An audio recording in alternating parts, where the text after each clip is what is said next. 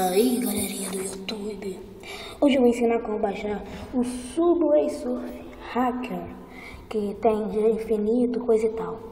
Primeiro passo, você vai no Play Store e baixa este aplicativo aqui. Cadê o aplicativo? Cadê agora o aplicativo? Aqui, esse aqui ó, o 4 for Charge. Aí, primeiro passo, você clica nesse aplicativo. Quando você baixar o aplicativo, você aperta nele, tá? Você abre o aplicativo, ok? Aí aparece essa imagem aqui. Aí aqui em cima você vem aqui ó, pesquisar. Tá vendo essa copinha aqui de pesquisar? Você aperta nela.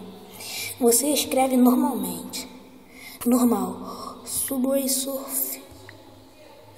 Subway